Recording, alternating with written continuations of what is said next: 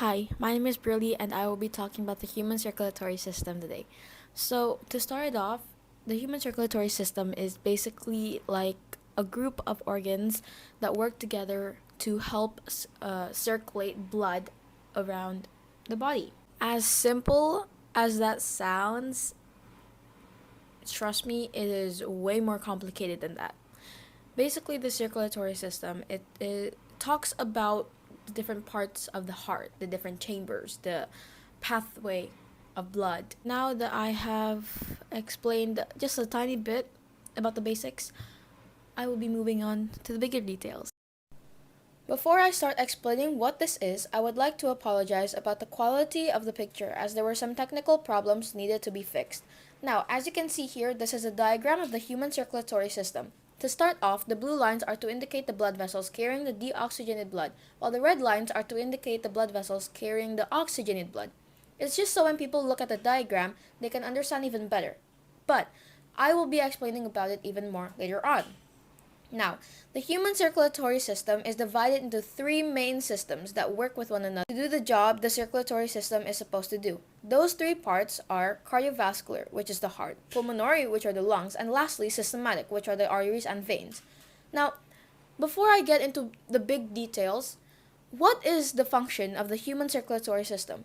It is basically an organ system that permits blood to circulate and transport nutrients, such as amino acids, and electrolytes, oxygen, carbon dioxide, hormones, and blood cells to and from other human organs. I will be explaining the systematic system first, but you may be wondering what is meant by deoxygenated and oxygenated blood. To define it, deoxygenated blood is when the blood is high in carbon dioxide and low in oxygen, while oxygenated blood is when the blood is high in oxygen and low in carbon dioxide.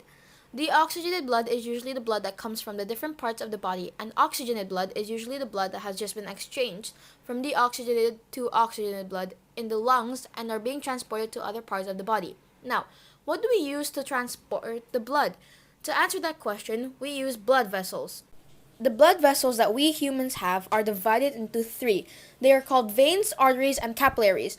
Arteries are the blood vessels that carry blood away from the heart. They have thick, strong, elastic walls because they need to handle the pump of the heart. An example is the blood vessel that carries the deoxygenated blood from the heart to the lungs to exchange. This blood vessel is called the pulmonary artery. Next up are the veins. These carry the blood back to the heart. They in fact have much thinner walls and the space inside of them are larger because they don't need to cope with the strength of the pump of the heart. An example is the blood vessel that brings blood back to the heart from the lungs. This vein is called the pulmonary vein. And the last type of blood vessels are the capillaries. These blood vessels are extremely thin and fragile because their walls are only one cell thick. Their primary function is to connect the arteries to the veins. It also carries blood close to every tissue in the body. Next is the pulmonary system, which only consists of the lungs. Its primary function is to receive the deoxygenated blood and exchange it into the oxygenated blood. If you remember in the first diagram I had shown, there are two lines connecting the heart and the lungs. These are what I mentioned earlier, the pulmonary veins and the pulmonary artery. Next up is the cardiovascular system.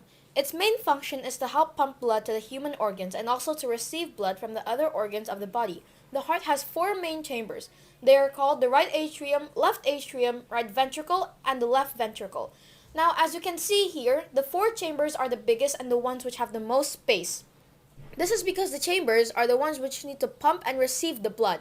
The pink part in between the right and left ventricle is called the ventricular septum. This keeps the deoxygenated and oxygenated blood from mixing together. What is the pathway of blood? From where and where does the blood go to and from? As you can see from the diagram here, basically deoxygenated blood comes in the right atrium through the inferior and superior vena cava, then goes through the tricuspid valve to the right ventricle. It then goes to the pulmonary valve and the pulmonary artery to be taken to the lungs where they will exchange the blood into oxygen-rich blood, also known as oxygenated blood.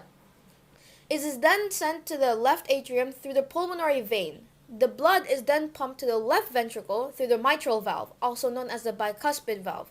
There, the oxygenated blood is then pumped through the aortic valve into the aorta to be sent to the other organs of the body. Hi, it's me again. Yeah, a change of clothes because it took a really long time filming.